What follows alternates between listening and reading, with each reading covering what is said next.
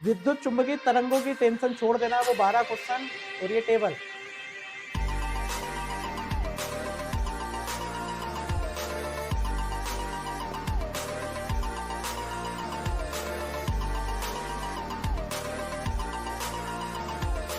Hello बच्चा लोग, hacker series का नया वीडियो आ चुका है जिसमें हम फिजिक्स हिंदी मीडियम के लिए नया वीडियो लेकर आए हैं। जिस वीडियो में हम विद्युत चुंबकीय तरंगों को फटाफट से सॉल्व करेंगे। ठीक है, खट खट सॉल्व करने वाले हैं। मोस्ट इंपोर्टेंट 12 क्वेश्चन हमने निकाल के लाए हैं। ठीक है, इन 12 क्वेश्चंस को आपको बिल्कुल जी जान लगाकर पढ़ देना है। ठीक है, वीडियो देखकर सोना नहीं है, वीडियो देखकर इनकी प्रैक्टिस भी करनी है, लिख के भी देखना है। ठीक है, चलिए बिना टाइम को वेस्ट करते हुए इस वीडियो को आगे बढ़ाते हैं। इकाई नंबर 5, विद्युत चुंबकीय तरंगे। ठीक है, प्रश्न नंबर फर्स्ट, पहले नंबर का प्रश्न आप देखेंगे, विस्थापन धारा किसे कहते हैं? बेटा विस्थापन धारा, ठीक है, फटाक से समझाएंगे हेमंत सर आपको। विस्थापन धारा क्या है? परीक्षा बोर्ड 2020 अभ्यास पत्र 2024 के सेट ए में और अर्धवार्षिक 2025-26 की परीक्षा में यह क्वेश्चन आया है।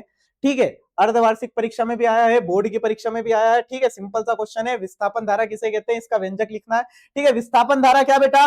विद्युत क्षेत्र और विद्युत फ्लक्स में परिवर्तन के कारण उत्पन्न विद्युत धारा को विस्थापन धारा कहते हैं। सर ये क्या बोल दिया बेटा? विद्युत फ्लक्स या विद्युत क्षेत्र में जो परिवर्तन समय के साथ हो रहा है उसके कारण जो विद्युत धारा बन रही है उसी को हम बोलते हैं विस्थापन धारा। क्या लिखा हुआ है परिभाषा में? समय के साथ परिवर्ती विद्युत क्षेत्र के कारण निर्वात या परावैद्युतांक माध्यम में उत्पन्न विद्युत धारा क्या कहलाती है? विस्थापन धारा कहलाती है। फटाक से व्यंजक देखेंगे, आईडी बराबर एप्सिलॉन नोट। एप्सिलॉन नोट आपको पता ही है बेटा क्या होता है। ठीक है, डी फाई ई अपॉन में dt, मतलब समय के साथ विद्युत फ्लक्स में परिवर्तन या विद्युत फ्लक्स में परिवर्तन की दर। चलिए आगे बढ़ते हैं हमारे अगले क्वेश्चन की ओर। ठीक है, नेक्स्ट क्वेश्चन है हमारा क्वेश्चन नंबर सेकेंड, एक्स किरण या एक्स किरणों का मूल स्रोत एवं दो उपयोग लिखिए। बेटा इस चैप्टर में बस आपसे किरण ही किरण के बारे में पूछेंगे। 7 तरह की किरण है। इसके लास्ट में मैं आपको एक टेबल बताऊंगा। ठीक है, सातों के नाम आपको याद कर लेने, सातों के तरंग धेरे आपको याद कर लेने, सातों के आवृत्ति भी आपको याद करने लेनी है। ठीक है, और इसी के साथ एक एक उपयोग अगर आपने याद कर लिया तो 4 चांद लग जाएंगे। इलेक्ट्रोमैग्नेटिक वेव्स मतलब विद्युत चुंबकीय तरंगों में से आपका एक भी नंबर नहीं कटेगा। ठीक है, चलिए क्वेश्चन देखते हैं। एक्स किरणों का मूल स्रोत एवं दो उपयोग लिखिए। कितने उपयोग लिखना है? 2 उपयोग लिखना है और स्रोत लिखना है। चलिए देखते हैं कहां से उत्पन्न होती है भाई साहब ये। ठीक है, मूल स्रोत, जब उच्च ऊर्जा वाले तीव्रगामी इलेक्ट्रॉन किसी भारी लक्ष्य, ठीक है, भारी लक्ष्य जैसे टंगस्टन, ठीक है, एक धातु का नाम है बेटा टंगस्टन, से टकराते हैं तो एक्स किरणों का या एक्स किरण उत्पन्न होती है। ठीक है, सिंपल सी परिभाषा है। ठीक है, जरा सी देर में याद भी हो जाएगी। ठीक है, एक लाइन की परिभाषा है क्या? जब उच्च ऊर्जा वाले तीव्रगामी इलेक्ट्रॉन, ठीक है, ऐसे इलेक्ट्रॉन, ठीक है, जिसकी ऊर्जा क्या हो? बहुत ज्यादा हो, तीव्र ऊर्जा हो, वो किससे टकराए? भारी लक्ष्य। भारी लक्ष्य मतलब, ठीक है, ऐसा लक्ष्य, ठीक है, जो भारी भी हो कठोर भी हो। ठीक है, यहाँ पे हमने एक बहुत तगड़ा मेटल मतलब धातु ली है जिसका नाम क्या है? टंगस्टन। इससे अगर इलेक्ट्रॉन टकराएंगे तो जो किरण निकलेगी उसको हम बोलेंगे एक्स किरण। ठीक है, फटाक से बेटा 2 नंबर का क्वेश्चन है, फटाफट याद करना। जब उच्च ऊर्जा वाले तीव्रगामी इलेक्ट्रॉन किसी भारी लक्ष्य जैसे टंगस्टन से टकराएंगे और जो ऊर्जा उत्पन्न होगी उसको हम क्या बोलेंगे? एक्स किरण। ऊर्जा उत्पन्न नहीं होगी, किरण उत्पन्न होगी सर। ठीक है बेटा, किरण ही उत्पन्न होगी, उस किरण को क्या नाम देंगे हम? एक्स किरण। ठीक है, उपयोग क्या है सर इसके? उपयोग बेटा सामने ही लिखे हैं। चिकित्सा में हड्डियों के टूटने का पता लगाने। बेटा आपका एक्सीडेंट हो जाए, आपकी हड्डी वड्डी टूट जाए, उसको पता किससे लगाएंगे? एक्सरे से लगाएंगे। ठीक है, चलो दूसरा, क्रिस्टल संरचना के अध्ययन में। ठीक है, क्रिस्टल जो संरचना होती है, ठीक है, ठोस में जो क्रिस्टल संरचना होती है, हालांकि ये चैप्टर तो अभी रिड्यूस हो गया है आपके सिलेबस से, केमिस्ट्री का फर्स्ट चैप्टर है हमारा जिसमें हम क्रिस्टल्स के बारे में पढ़ते हैं। ठीक है, बस आपको नॉर्मली याद रखना है, इतना डिटेल में नहीं जाना। सर इतना डिटेल में मत जाओ, नहीं जा रहे हैं बेटा। क्रिस्टल संरचना के उपयोग में या अध्ययन में किसका उपयोग होता है? एक्स किरण का। और तुम्हारी हड्डी टूट जाए, तुम कोई की हड्डी तोड़ दो, तो पता लगाने के लिए किसका? एक्स किरण का होता है। ठीक है, फटाक से याद रखना कि हड्डी तोड़ना है तो किसको याद करना? हेमंत सर को मत करना, एक्स किरण को करना। ठीक है, चलिए अगला क्वेश्चन। एक्स के बाद कौन आ गई बेटा? एक्स, वो तुम्हारी एक्स नहीं है। ठीक है, एक्स के बाद आ गई हमारी गामा किरण। कौन सी किरण? गामा किरण। गामा किरण क्या है? गामा किरणों का मूल स्रोत। वही क्वेश्चन, गामा किरण का मूल स्रोत लिखना है, वो कितने? 2 उपयोग लिखने हैं। चलो फटाक से, गामा किरण रेडियोधर्मी पदार्थों के नाभिकीय विघटन, ठीक है। रेडियोधर्मी पदार्थ है, रेडियोधर्मी पदार्थ, ठीक है, जिनसे न्यूक्लियर एनर्जी निकलती है, ठीक है, ऐसे पदार्थ को हम बोलते हैं, क्या बोलते हैं, न्यूक्लियर एनर्जी जिससे निकलती है, नाभिकीय ऊर्जा जिससे निकलती है, उन पदार्थों को क्या बोलते हैं, रेडियोधर्मी पदार्थ, ठीक है। रेडियोधर्मी पदार्थ के नाभिकीय विघटन के समय नाभिक से उत्पन्न होती है, किससे उत्पन्न होती है, ऐसे पदार्थ जो क्या हो, रेडियोधर्मी पदार्थ, रेडियोधर्मी पदार्थ के नाभिकीय विघटन से नाभिक में जो ऊर्जा या नाभिक में जो किरण उत्पन्न होती है उसको हम क्या बोलते हैं, गामा किरण। फटाक से याद रख लेना बेटा, एक एक लाइन के आंसर है, ठीक है। गामा किरण कहां से उत्पन्न होती है, नाभिक में उत्पन्न होती है। कैसे, कौन से नाभिक में, रेडियोधर्मी पदार्थों के नाभिकीय विघटन के समय जो ऊर्जा या जो कौन किरण उत्पन्न होती है उसको हम क्या बोलते हैं, गामा किरण बोलते हैं बेटा। फटाक से उपयोग भी आपको याद रखने, उपयोग क्या है, कैंसर के उपचार में, ठीक है। कैंसर, कैंसर कैसे होता है बेटा, सभी को पता है, ठीक है। गांजा वाजा मत फूक के बैठ जाना क्लास में, ये तो तुमको भी कैंसर हो जाएगा, ठीक है। कैंसर के उपचार में किसका उपयोग करना है, गामा किरण का। गामा किरण को याद किससे करोगे भैया, गांजा फूका तो कौन आएगा, गामा किरण आएगी, ठीक है। चलो अगला, खाने की वस्तुओं को कीटाणु रहित करने के लिए, खाने की वस्तु में से कीटाणु हटाने के लिए भी किसका उपयोग करते हैं, गामा का। अब तुम बोलोगे कि गांजा भी तो खाने का, बेटा गांजा खाते नहीं, पीते हैं।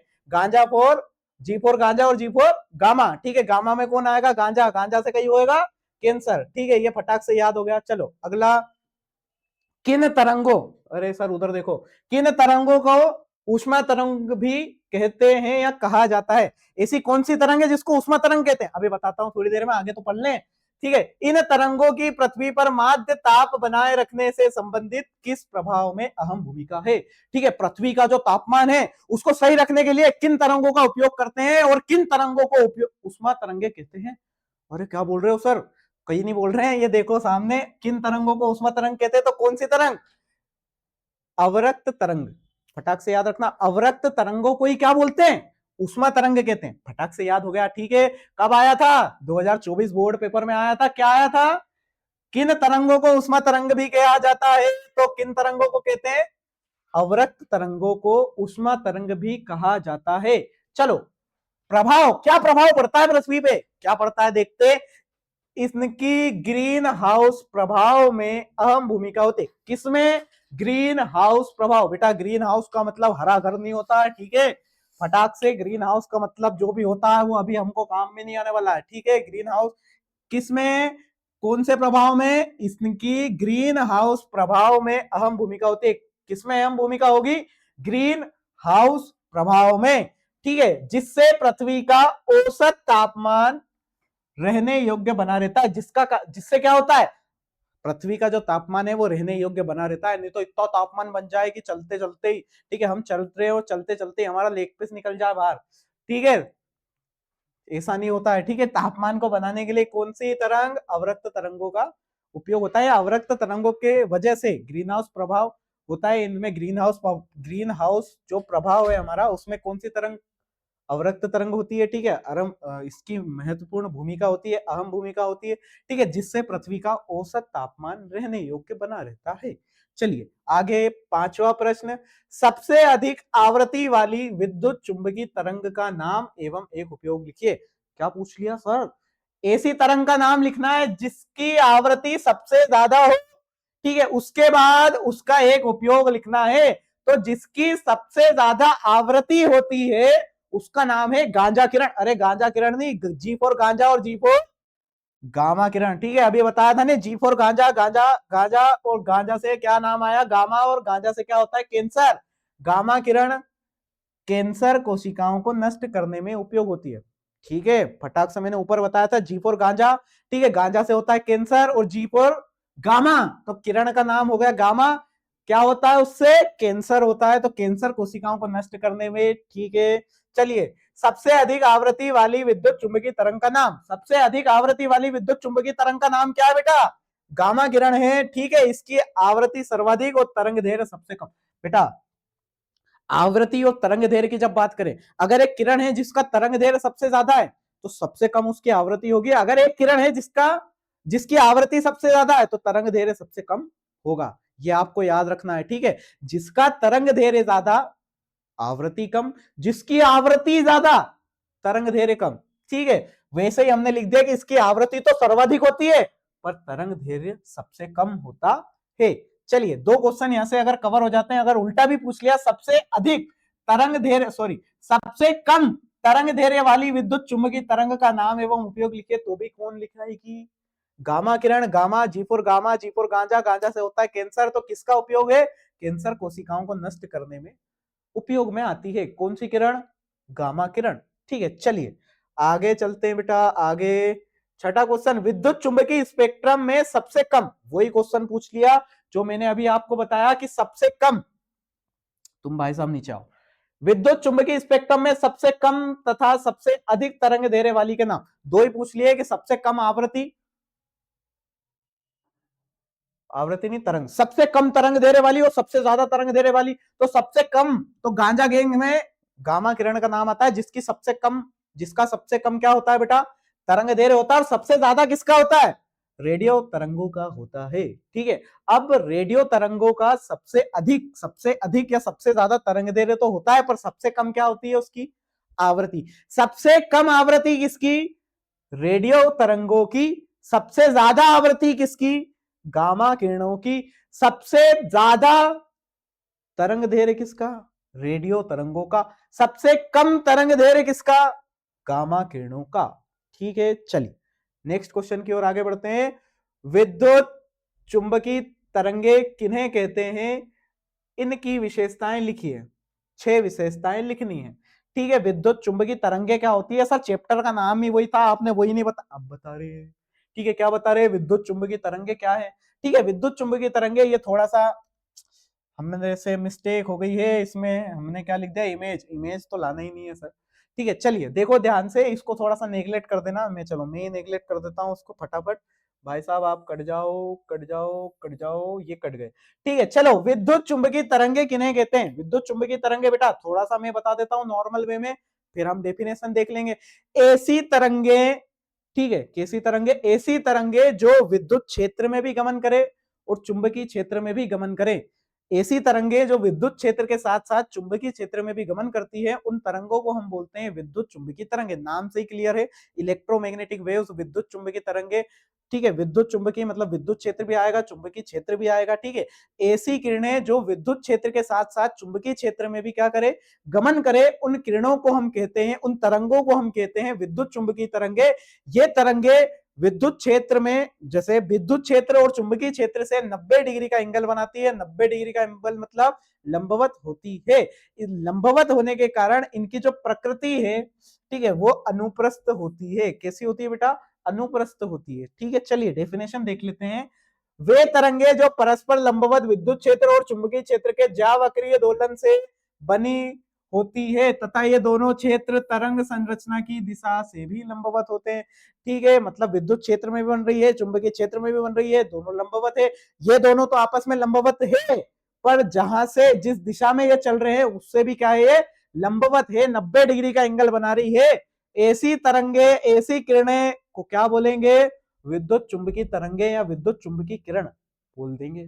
ठीक है, विशेषता बताओ। 6 विशेषता पूछ ली फोकट में, बता देते हैं भैया 6 विशेषता। पहली विशेषता, ये त्वरित आवेश द्वारा उत्पन्न होती। किससे उत्पन्न होगी? आवेश त्वरित, मतलब आवेश जब गमन करने लगेंगे, त्वरित आवेश, त्वरित आवेश द्वारा क्या होगी? ये उत्पन्न होगी। चलिए आगे, इसके संचरण के लिए किसी भौतिक माध्यम के, किसी भी भौतिक माध्यम की अवस्था नहीं है। मतलब ये हम जरूरी नहीं है, अब हमसे बोल दिया भैया कि हमारे लिए रेड कारपेट बिछाओ, हम उस पर ही चलेंगे।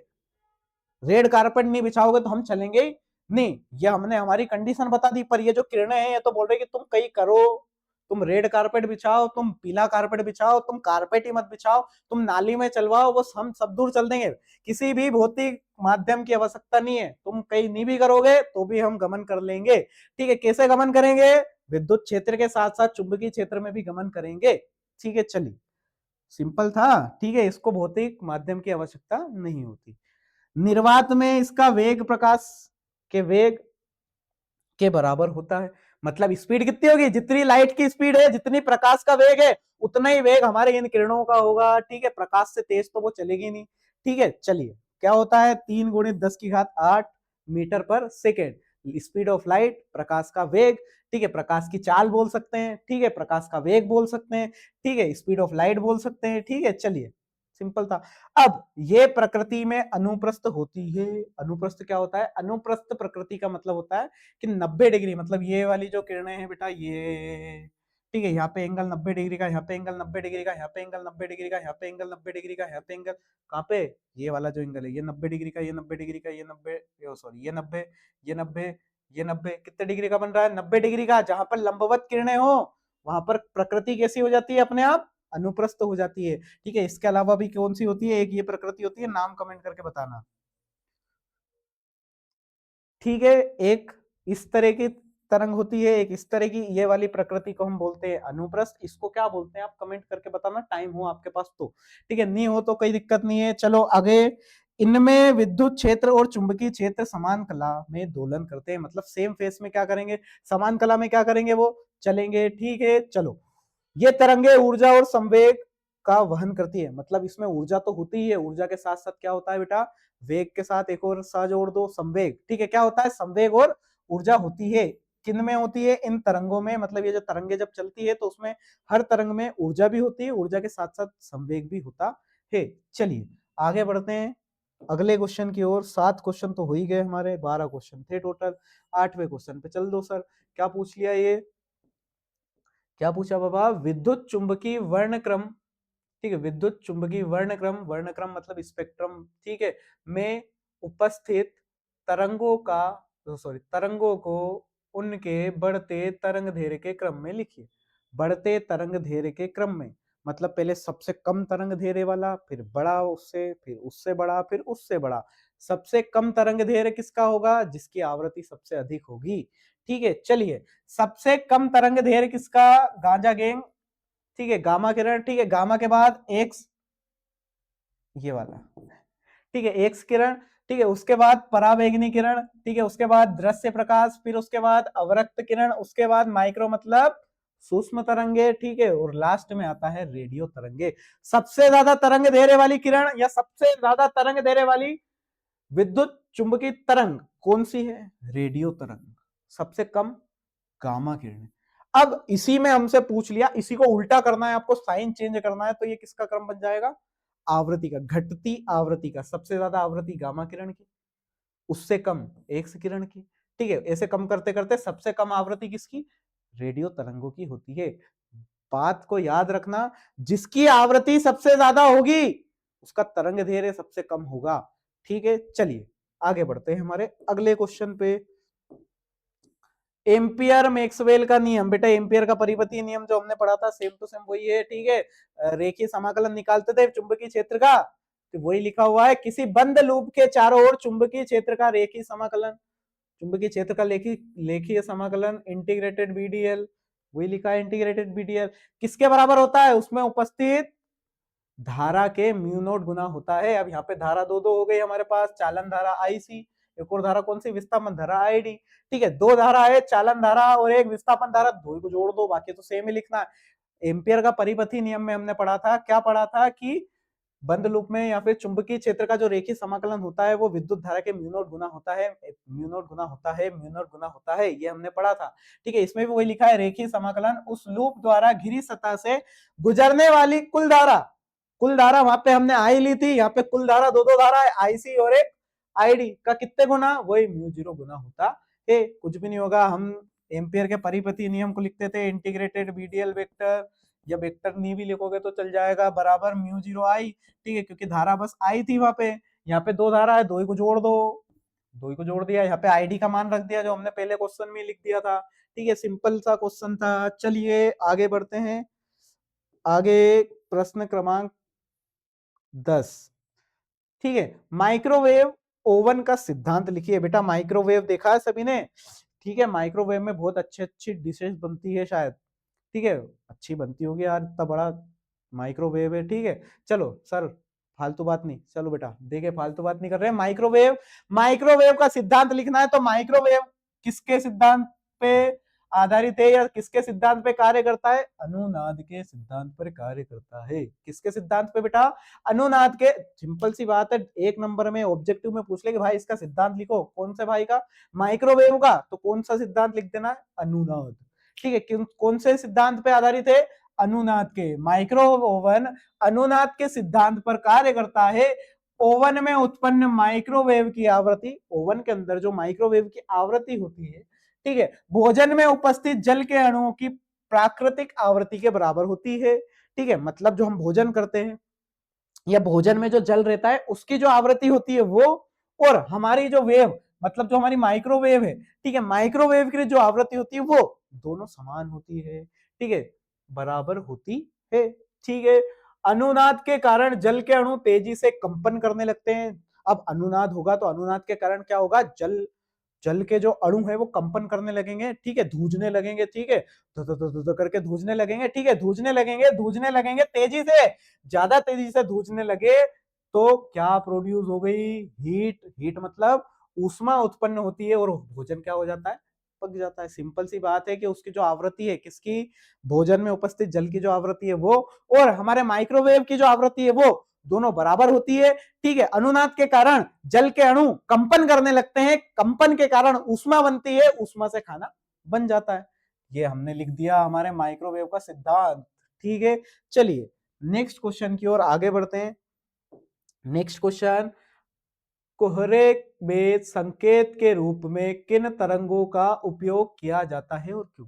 कोहरे के, कोहरे में संकेत के रूप में, ठीक है, कोहरा, ठीक है, ठंड जैसे ही चल रही है, ठीक है, ठंड में सुबह सुबह, ठीक है, धुआं मतलब फॉग जम जाता है, ठीक है, फॉग उसी को कोहरा बोलते हैं। ठीक है, उस कोहरे में हम कौन सी किरण को लेके जाते हैं, क्यों लेके जाते हैं, एक उपयोग बता दो उसका। ठीक है, चलिए पहले तो देखते हैं कौन सी तरंग, अवरक्त तरंग का उपयोग किया जाता है। किसका उपयोग करते हैं बेटा कोहरे में, अवरक्त तरंग का। क्यों करते हैं सर, इसलिए करते हैं इसका तरंग दैर्घ्य अधिक होता है। इसका तरंग दैर्घ्य क्या होता है, अधिक।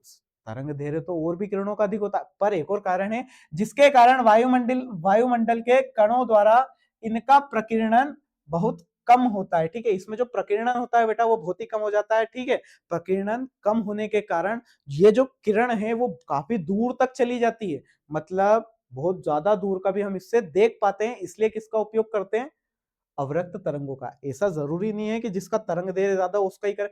तरंग दैर्घ्य ज्यादा होने के साथ साथ इसमें प्रकीर्णन क्या होता है, बहुत ही कम होता है, जिसके कारण काफी दूर तक हम देख सकते हैं। इसलिए हम किसका उपयोग करते हैं बेटा संकेत के रूप में, अवरक्त तरंग का। ठीक है, चलिए ये लिखा है और ये लंबी दूरी तक जा सकती है।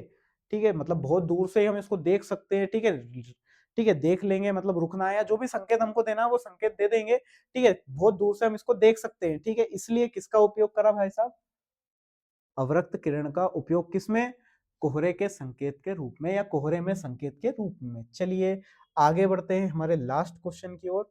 ठीक है, लास्ट क्वेश्चन, क्वेश्चन नंबर 12, सबसे कम आवृत्ति वाली विद्युत चुंबकीय, अरे वही की बात हो रही है, जिसकी आवृत्ति सबसे ज्यादा उसका तरंग दैर्घ्य सबसे कम, जिसका तरंग दैर्घ्य सबसे ज्यादा उसकी आवृत्ति सबसे कम। तो सबसे कम आवृत्ति वाली विद्युत चुंबकीय तरंग का नाम और एक उपयोग लिखना है।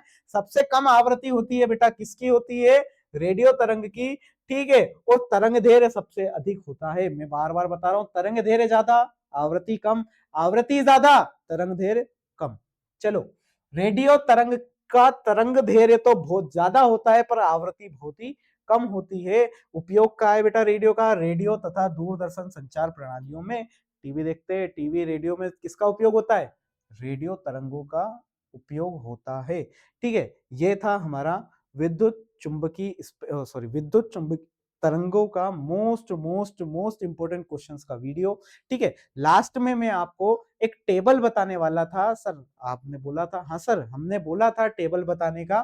ठीक है, उस टेबल को मैं बताता हूं, बाकी ये आपके इंपॉर्टेंट क्वेश्चन है बेटा 12 के 12, इनको देख के सोना नहीं है। ठीक है, एक्स भी है इसमें, मतलब एक्स किरण भी है। ठीक है, गांजा गैंग मतलब गामा रेज भी है। ठीक है, कहाँ उपयोग करते हैं, कैंसर में उपयोग करते हैं, ये थोड़ा सा याद रखना है। ठीक है, अच्छे से याद कर लेना है, मात्र 12 क्वेश्चन हम आपको दे रहे हैं। ठीक है, चलिए अब उस टेबल की ओर थोड़ा सा हम आगे बढ़ते हैं, वो टेबल आपको बता देते हैं टेबल में है क्या। क्या है सर, देखेंगे बेटा क्या है, ये खुल गई आपके सामने टेबल। ठीक है, टेबल में हमने विद्युत चुंबकीय तरंगे मतलब विद्युत चुंबकीय तरंग का नाम लिखा है। ठीक है, साथ में उसका तरंग दैर्घ्य लिखा है। ठीक है, साथ में उसका स्रोत लिखा है, कहां से ये उत्पन्न हो सकती है। ठीक है, साथ में उसका एक हमने उपयोग लिखा है। ठीक है, फटाक से देखेंगे, फटाफट देखेंगे, फटाफट। ठीक है, फटाफट देखेंगे बेटा। ठीक है, पहले नंबर पे है रेडियो तरंग। कौन सी तरंग? रेडियो तरंग। इसका तरंग दैर्घ्य 10 की घात 4 मीटर से लेके 0.1 मीटर तक। ठीक है, ये आपको याद कर लेना है बेटा, अगर ऑब्जेक्टिव में पूछ ले तो। ठीक है, स्रोत क्या है? त्वरित आवेशित कणों का चालकों में प्रवाह। ठीक है, चालक में त्वरित आवेश का प्रवाह या एलसी दोलन में से ये क्या होती है? उत्पन्न होती है। कौन उत्पन्न होती है? रेडियो तरंगे। ठीक है, तरंग दैर्घ्य ये हमने देखा। उपयोग, उपयोग अभी तो देखा था रेडियो में। ठीक है, टेलीविजन में। ठीक है, किसका? ये रेडियो और दूरदर्शन संचार, मोबाइल फोन, विमान चालन में किसका उपयोग होता है? रेडियो तरंगों का होता है। सूक्ष्म तरंगे, माइक्रोवेव्स। ठीक है, अभी हमने पढ़ा माइक्रोवेव से खाना पका सकते हैं। ठीक है, उसके अलावा देखते हैं क्या है, 0.3 मीटर से लेकर 10 की घात -4 मीटर तक इसका तरंग दैर्घ्य होता है। ठीक है, विशेष इलेक्ट्रॉनिक युक्तियां, इलेक्ट्रॉनिक युक्तियां जैसे दो नाम लिखे। ठीक है, क्लिस्टोन और मैग्नेटोन। ठीक है, ये दो उपकरण के नाम लिखे हैं। ठीक है, इससे ये क्या होती है? उत्पन्न होती है। और क्या लिखा है? और अन्य इलेक्ट्रॉनिक उपकरण।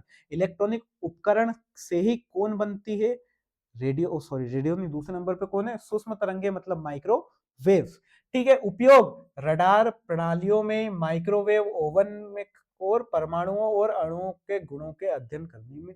ठीक है, माइक्रोवेव। ठीक है, माइक्रो मतलब छोटा, सूक्ष्म मतलब भी छोटा। ठीक है, छोटी सी वेव होती है ये। ठीक है, 0.3 मीटर से 10 की घात -4 मीटर तक होता है। ठीक है बेटा, ये टेबल आपको याद करना है, पूरे ऑब्जेक्टिव क्लियर हो जाएंगे। इलेक्ट्रोमैग्नेटिक वेव के मतलब विद्युत चुंबकीय तरंगों के पूरे ऑब्जेक्टिव खटाक से रटा जाएंगे मतलब समझ में आ जाएंगे और पूरे के पूरे याद हो जाएंगे। ये टेबल आपको याद करना है।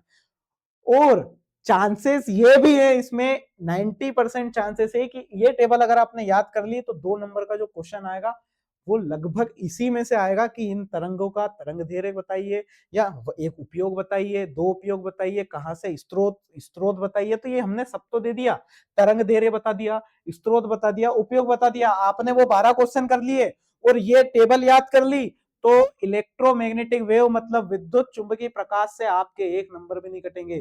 ठीक है, इसके 110% गारंटी हेमंत सर लेते हैं। ठीक है, एक भी नंबर नहीं कट सकता। ये टेबल अगर आपने याद कर लिया और वो 12 क्वेश्चन अगर आपने याद कर लिए तो ठीक है, घर जाके सोना नहीं है, वीडियो देख के ठीक है याद भी करते चलना है। तीसरे नंबर पे आते हैं अवरक्त तरंग। अवरक्त तरंग, तरंग दैर्घ्य 10 की घात -3 मीटर से लेके 7 गुणित 10 की घात -7 मीटर तक। ठीक है, गर्म पिंडों और अणुओं से, गर्म पिंडों से, ठीक है, गर्म गर्म जो ऑब्जेक्ट होते हैं, ठीक है, उन पिंडों से और अणुओं से ये उत्पन्न होती है। ठीक है, अवरक्त फोटोग्राफी में, ठीक है, चिकित्सा में, ठीक है, रिमोट कंट्रोल में, पौधाशालाओं में, ठीक है, हमने ग्रीन हाउस पढ़ा था। ठीक है, कंपन स्पेक्ट्रोस्कोपी में उपयोग होती है। ठीक है, फिर दृश्य प्रकाश, ठीक है, विजिबल रेज, ठीक है, visible light, sorry visible light बोलते हैं इसको, 7 गुणित 10 की घात -7 मीटर से 4 गुणित 10 की घात -7 मीटर तक। परमाणुओं और अणुओं में इलेक्ट्रॉनों के संक्रमण से, इलेक्ट्रॉनों, परमाणु और अणु में जो इलेक्ट्रॉनों का संक्रमण होता है उससे ये बनती है। ठीक है, क्या? दृष्टि संवेदना प्रदान करना। ठीक है, दृष्टि संवेदना मतलब देखना। ठीक है, मानव आंख द्वारा संसूचित। ठीक है, फिर प्रकाशिक उपकरणों में जैसे मानव आंख हरे पीले रंग के लिए सर्वाधिक संवेदनशील है। ठीक है, प्रकाशी जो उपकरण बनते हैं उनमें, ठीक है, दृश्य प्रकाश का उपयोग होता है, विजिबल लाइट का। फिर पराबैंगनी किरणें, ठीक है, अल्ट्रा वायलेट रे। ठीक है, 4 गुणित 10 की घात -7 मीटर से 6 गुणित 10 की घात -8 मीटर तक। कहां से बनती है? सूर्य से, विशेष लैंप से, ठीक है, मरकरी लैंप और बहुत गर्म पिंडों से, बहुत ज्यादा ही गर्म पिंडों से। गर्म पिंडों से तो कौन बनता है?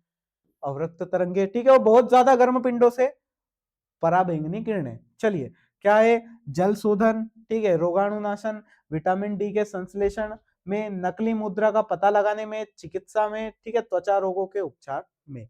चलिए आगे बढ़ते हैं। एक्स वापस आ गई आपकी। ठीक है, एक्स किरणें, ठीक है, एक्स किरणें क्या है? 10 की घात -8 मीटर से 10 की घात -11 मीटर तक तरंग दे रहे इसका। जब उच्च, ठीक है, जब, चलो इसको थोड़ा सा साइड करते हैं। जब उच्च ऊर्जा वाले इलेक्ट्रॉन किसी भारी धातु लक्ष्य पर टकराते हैं, ठीक है, हमने पढ़ लिया था एक्स किरण का, तो ठीक है, भारी लक्ष्य पर टकराएंगे जब जो किरण बनेगी वो कौन सी किरण? एक्स किरण।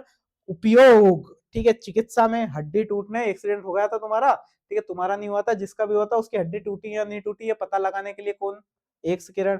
ठीक है, इमेजिंग, रेडियोथेरेपी, ठीक है, जो रेडियोथेरेपी होती है उसमें कैंसर उपचार, ये कैंसर उपचार में भी होती है।